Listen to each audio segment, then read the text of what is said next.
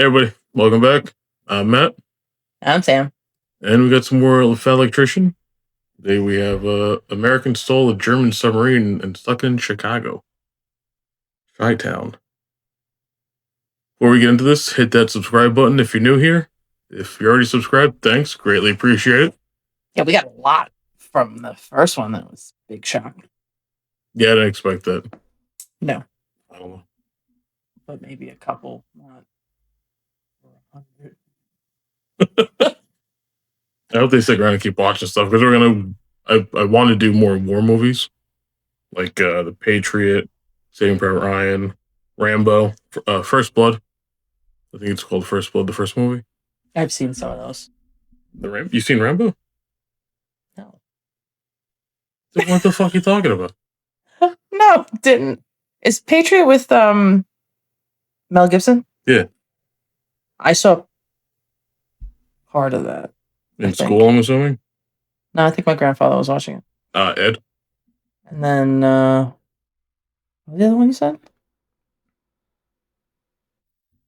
Yep. Saving Private Ryan. Oh, Black Hawk Down. I've seen that. Really? Yes. Are you sure? Shit. Jesus Christ. Is it that a White House Down? Really? Is Gerard Butler in it? Black Hawk Down? Oh no. You're thinking of the London Has Fallen. No, that's so different. White House. I didn't say it was the same thing. You said you saw it. And then you fucked All these titles get confusing. My God. All right, we're going to get into this video. We're having an aneurysm. Jesus. Shut the fuck up. All right. You want my brain to remember all these movie titles? I remember something. Remember movie lines. All right, let's get into this. Fine. Go. You call the only Type 9C German U-boat left in existence? America's.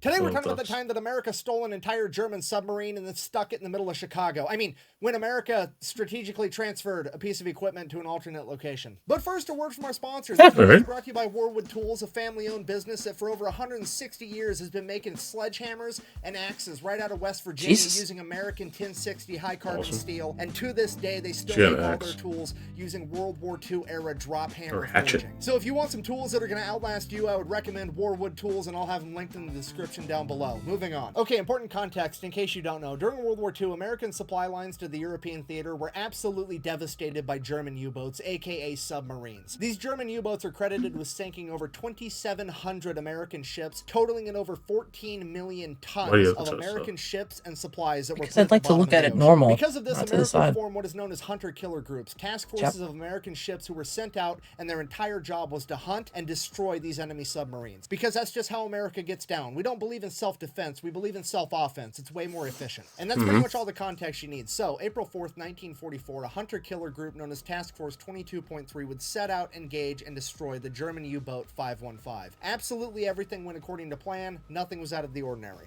They hit it with depth charges, critically wounding the submarine, forcing it to surface one last time to allow the crew to escape before the submarine would sink below the ocean waves forever. But it was on this particular day that the American commander Daniel Gallery would take unique notice of the fact that the German submarines always surfaced to allow their crew to escape, and he decided that he was going to do something unprecedented, something that no American sailor had done since 1815. He was going to send out I'm not cutting anything out of this one. Steal that enemy yawns, everything stays in this time.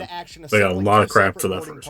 Each to be comprised of one we record late. Enlisted men. And these 8 enlisted men are going to be the top 8 guys that you would absolutely want on hand to be able to address any problem that could arise with keeping this submarine from sinking to the ocean floor. People like the electrician, the machinist, the boatswain's mate, the torpedo technician. Oh, so this and is the team that went onto the submarine. One of the 8 people going on the extremely dangerous and important mission is going to be a photographer because, you know, Pixar, it didn't happen, right? America's about to do some gangster shit. You best believe we're going to designate somebody to stand in the corner with the camera and yell "World Star" while we do it. June 1st, 1944, Task Force 22.3 receives intel that there's an enemy submarine operating off the coast of Africa. That submarine would turn out to be U-boat 505, and they would head to it immediately. And this poor U-boat has absolutely no idea what's coming for it, because at this point in time, this task force is comprised of the flagship and escort carrier, the USS Guadalcanal, as well as 5 destroyer escorts, the USS Pope, the Pillsbury, the Jinx, the Chatelaine, and the Flaherty. And if you don't know what a destroyer escort is, at this point in time, it is a ship that has one job and Yeah, one it seems job like only, overkill. and that is to fuck up enemy submarines. Okay, this hunter-killer group is rolling up on this U-boat like Debo on a beach cruiser. Somebody's about to have a bad day, and it's probably not going to be them. Is that, that's Debo, right? Oh shit. What? That's his name. In the movie. Oh, I don't remember. June 4th, 1944, after 3 days of chasing down this Isn't it from U-boat, they would Good finally Friday catch up to to it, and the USS next Guadalcanal Good would Friday? immediately scramble two Grumman F-4F Wildcat fighters as Again, movie titles. Shut up. escorts All right, made you're their missing way it. towards the submarine. U-boat 505 was already submerged and underwater, but the Grumman F-4F Wildcat pilots are able to see the long dark shadow of the submarine underneath the water because it's broad daylight. And once they confirm that it is in fact an enemy submarine, the destroyer escorts begin loading their hedgehogs to fire upon it. If you don't know what a hedgehog is, it is the most feared anti-submarine weapon in all of World War II. It is like a fully automatic mortar capable of firing Jesus over a wide Christ. area. Once these mortars hit the water, they can plunge into the depths of the ocean at 33 Damn. per second, and as soon as they make impact with anything, they will explode and destroy it. The hedgehogs would detonate early, not scoring a direct Fucked all the hit, but fish. rapidly Yeah. damaging the submarine, jamming its propeller, and putting out its lights. Quickly realizing they hadn't done enough damage, the destroyer escorts above would begin launching depth charges. The depth charges would rupture the hull of U-boat 505, and the entire submarine would be forced to surface one last time as the That's just hatch a would barrel open, and all the getting German tossed over. sailors would begin flooding out onto its deck and into life rafts. At this point, the American boarding party grabbed their Tommy guns, hopped in their whaling boat, and made their way over to the submarine. They received no resistance from the Germans as they made their way down the hatch into the sub and began working on it to try to save it. Okay, time out. I need to make sure that you fully grasp how ridiculous what these 9 Americans are about to do actually is. Okay, you have a German U-boat that is so critically damaged that the 50 men that have been living on this U-boat, that have been trained on this U-boat, this U-boat has controls in their language and in their units of measurement. And That's they have insane. decided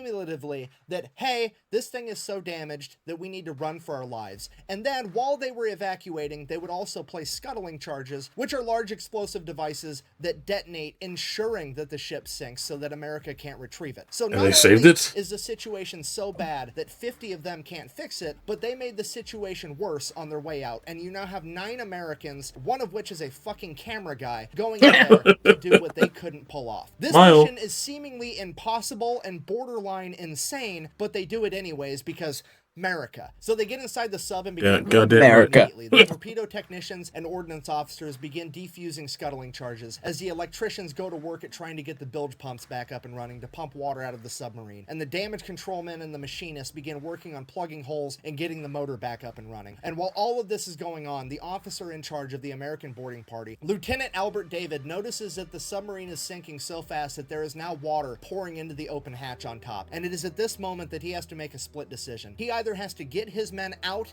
and save their lives, or he has to shut the hatch and give them more time to work. If they can't pull it off, they are all going to die in that submarine. And without That's thinking tough. twice, he closes the hatch. A few minutes later, the second boarding party would board U-boat Well, 505. when you have They would faith in your attempt to men. open the hatch to get inside the submarine and help, but the sinking submarine had created such a powerful vacuum that it was impossible. So they did the next best thing. They got a tow line, tied the U-boat 505 to the USS Guadalcanal as the USS Guadalcanal began towing the now sinking U-boat. Feeling that they were now moving, the Americans on the inside had an ingenious idea. You see, the U-boat didn't have enough power for anything but lights. They were running entirely on batteries. The reason they didn't have power is because the propeller was jammed, and the propeller was jammed because they couldn't get the motor going again. So what they did was they disconnected the drive shaft between the motor and the propeller, allowing the propeller to free spin in the current of the USS Guadalcanal as it's being towed. This would turn the alternator, generating power and giving the U-boat enough power to activate its bilge pumps and begin pumping That's water fucking out. genius. I cannot stress to you enough how fucking genius this Yeah. was to do. This saved all of their lives for sure, and to Yeah. be able to have the knowledge You can't even and operate an wisdom elevator. to come up with a solution like that while you're actively fucking dying in a tin can under the ocean is incredible. He's So not things are lying. going Shut up. up, but at a minimum, He's they have to get retarded. that hatch open so that the Hey. next boarding crew can escape if they absolutely I want. love you. So the second Yeah. boarding crew with their Tommy guns proceeds to pluck one of the Germans out of their life raft and force him, persuade him to activate the pressure valve, which is going to The worst. equalize the pressure inside and outside the sub, allowing them to open the hatch door. That happens, and the second boarding crew gets inside and also gets to work. And all this is going Don't worry, on. I'll There's take 50 care of you. Germans sitting Shut out up. there in life rafts like, fuck. Like, what are you doing? Yeah, seriously, in the middle of nowhere. Blast on every conceivable Oh level. yeah, and they just Like, got in shown combat, up. They damaged your ship to the point that you couldn't fix it. So then you tried to rage quit and blow They're up not your even own near ship. home either. It You're was like, what, no, near I changed Africa? my mind. And then they Yeah, went in there something like that. and made it so you couldn't even sink your own ship. At this point, the rest of the task force goes around plucking all the Germans out of their life rafts because they are now prisoners of war, as Commander Gallery comes to the conclusion, fuck it, we're just gonna have to tow this sinking submarine while it's actively sinking all the way to the nearest American port, and we're just gonna have sailors in there working 24/7 around the clock to try to keep it above the waterline. Not a terrible plan, but the only problem is they're like 150 miles off the coast of Africa, and the nearest American port is 2,500 miles away, and if that wasn't bad enough, it's in fucking Bermuda, you know, where the whole triangle thing is. I mean, the disrespect Jesus luck. is Christ. absolutely palpable. Could you imagine being one of these Germans sitting there like, not my only God. are you not allowed to sink your own ship, you're not even allowed to rage quit. The Americans come in, steal your shit, and now they're gonna joyride it through the Bermuda Triangle and not even lose it just to flex on you like that? It's ridiculous. So they get everything buttoned up and they get underway, headed out to Bermuda. At which point, a couple days later, the commander of the German submarine wakes up in the infirmary on the USS Guadalcanal. Apparently, he had been hit in the head and lost consciousness for a number of days. At which point, Commander Gallery comes down to have a conversation with him, and he's like, hey, here's the deal. We stole your sub. We're towing it to the Bermuda Triangle for a joyride. It's going to be great. The German commander absolutely refuses to believe him. He's like, that's not possible. I had 50 dudes. They weren't able to save that sub. We scuttled it on the way out for insurance. There's no way that you managed to keep that sub from sinking. At which point, Commander Gallery is like, oh, well, here's all the shit from your office. Oh, It's fuck. distinctly not waterlogged. Also, if you look out the window, we're towing your submarine behind us right now. At which point, the German officer completely loses his shit. He starts crying. He's completely inconsolable. He's like, when my chain of command finds out that this happened, He they're going had to kill torture me, himself. and then they're going to kill me. Or the other way around. I don't know. This is absolutely terrible. But Commander Gallery, being the cool guy that he is, he's like, hey, buddy, pal, friend, you're going to sit in a nice POW camp for the duration of the war. We're going to win, and by the time you get to go back home, you're not going to have a chain of command, and all of your leadership infrastructure is going to be completely dismantled. I wouldn't worry about it. Didn't really make him Christ. feel better, but I thought it was funny. Now, so they're still making their way towards that big triangle thing, but pulling this submarine and keeping it from taking on water is a constant struggle, and it's starting to look I'm like assuming they're that's not all gonna be real able to keep footage. enough water out Yeah. of this submarine long enough Oh, they to get it did all the way have to photographers Bermuda. with them. So they start interviewing Germans, trying to find one with technical knowledge that would be willing to help them keep it afloat. And that is when they come across a young German sailor by the name of Felix Ewald, and he would inform them that not only is he not German, he's definitely not a Nazi, and he's certainly not a fan. He was conscripted when the Nazis invaded Poland, and he was basically being forced to be there, and that if America wanted help, he was happy to do so. So he would immediately go to work helping the Americans keep the submarine afloat the entire time as they traveled back to Bermuda. As the remaining German POWs began asking questions, what happened to Felix? What happened to Ewald? Where is Ewald? And they began looking for him every chance they got, searching everywhere they could find him. The Americans had told him that they killed him, but they didn't believe it because they knew he was Polish too. So they just kept looking and looking, scanning everywhere. And this would be the inspiration for the childhood book, Where's Waldo? I'm just kidding. I made that part up. Anyways, with the help of Felix, they managed to tow this submarine all the Is way that still to going on? Bermuda. They get it fixed What, up. was It's Waldo? definitely Yeah. not going to sink. At which point, they get to go in and really start think so. looking at what intel they had managed to gather. And holy shit, there is an up-to-date, active Enigma cipher machine on board. This is Of what the course. Germans were using to send all their secret military communications, and it could prove absolutely invaluable. They also had a bunch of up-to-date ciphers and a bunch of other documents that were deemed so important that they were printed on water-soluble paper so that if the boat did sink and these documents got wet, they would completely disintegrate and be unrecoverable. It is at this point that the American leadership decides the Germans have to think that this boat went down and everyone died. We cannot let them know that we have this information because now we're going to be able to decode all of their secret Yeah, they have a transmissions, fucking Enigma and we don't machine. want them to change the code. So they take U-Boat 505, they actually paint it to look like an American submarine and then start referring to it as the USS Nemo, which if you don't know is Latin for no one. They then take all the German POWs from U-Boat 505, send them to Louisiana, where they are going to be completely segregated from all the other POWs so nobody knows who they are or where they came from. All the American sailors are then ordered to turn over all of the souvenirs that they gathered out of U-Boat 505 and to shut the fuck up about it. And as far as anyone on the planet needs to be concerned, this U-boat is at the bottom of the Atlantic Ocean, 150 miles off the coast of Africa. Nobody can know that we have this. Right. Yeah, what museum is it in now? The Red Cross, that's technically a Geneva Convention violation. But first of all, when you're on the winning side, those aren't actually rules, they're more like suggestions. Yeah, he does that. Yes, pirates. Secondly, let's just be honest here. If you were a POW I love my in World War movies. II and the worst thing that happened to you is you weren't allowed to write home while you were being well fed and treated with dignity, you came out on top. All right, so somehow the United States manages to keep this thing a complete secret until May 7th, 1945, when Germany issues their unconditional surrender. And it is at this point that the smack talking can now commence, because now we are going to take this submarine, you know, the only remaining Type 9C German sub left on the planet, even though they manufactured hundreds, we sunk all of them, except for this one. Now we're going to drive that bitch to Philadelphia and use it to raise funds, and anybody that buys a bunch of war bonds can get a guided tour of this German sub, because a lot of people quit buying war bonds after Germany surrendered because they thought the war was coming to an end, and we were still fighting a war in the Pacific against the Japanese. Can't so multitask? this was like a huge fundraising opportunity, and that's exactly what they did. They sold a ton of war bonds. As soon as that started slowing down, hey, we'll tow it to another major U.S. city. They towed it up to New York. Then New York bought a bunch of war bonds. And then World War II would finally come to an end when Japan issued their unconditional surrender, and now we've got this German submarine, and we don't know what to do with it. So the U.S. government does what the U.S. government do, and they're like, hear me out, what if we shot nuclear bombs at it for science? Shooting bombs at the sub? At which point, Commander Gallery, who's now an admiral, chimes in and is like, no, I stole that thing fair and square. We're keeping it. So he ends up orchestrating a deal with the city of Chicago where the U.S. government will donate the submarine to the city of Chicago as long as the city pays to have it shipped all the way there. And that's exactly what happens. They took a Type 9C German submarine, the whole thing, in one piece, and put it in Chicago. You know, paraded it through town. City that's the most inland of any other city in America. It's literally fucking 2 Germanys into America. Yes, that is to scale. An incredible logistical feat is the icing on the cake for one of the most amazing and utterly disrespectful stories to ever come out of World War II. And I'm happy to say that if you would ever like to go see U-Boat 505, you still can, because it is still in Chicago today at the Museum of Science and Industry, where it currently sits as a proud member of the second largest navy on the planet, America's fleet of museum ships. Thank you for watching Best Way to Support the channel. That's so crazy. And how many Germans have seen this and been like, hey, that's mine. Give it back. Yes, we were told to watch past everything. One less wolf to hunt with the pack. Nope, not that one. That's fucking crazy. Is there a movie based on that? Because I don't know. The only submarine movies I really know is U-571.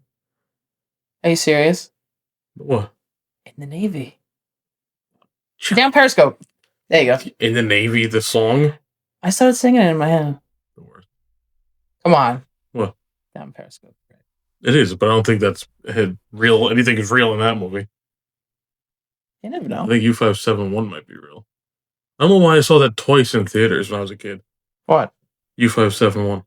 I had no idea what you're talking about. Exactly.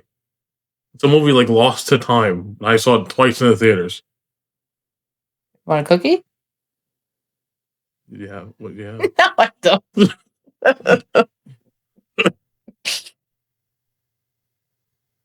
Like oatmeal raisin. I know you're an old man at heart. Shut up. Ridiculous. Out of all the cookies, oatmeal raisin. Yeah, please. Gotta get fruit in me somehow. The fact that someone just went, hey, let's just fuck with the engine or do whatever, and then just make it work to not. Yeah, it's insane. It's just nuts. It's mind-boggling how there's all these war like stories. We don't get movies about them. We just get like 18 Avatars and 12 Hunger Game movies. Because the majority of people don't want to watch war. They want to watch happy stuff. Avatar's not happy. You know what I'm saying? They don't want to watch something that's real, that really happened. I guess. They'd rather, fantasy and fake things or whatever. Maybe.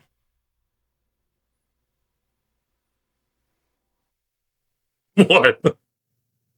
Maybe. Maybe. All right, hit that subscribe button. Thank you. Bye. Bye.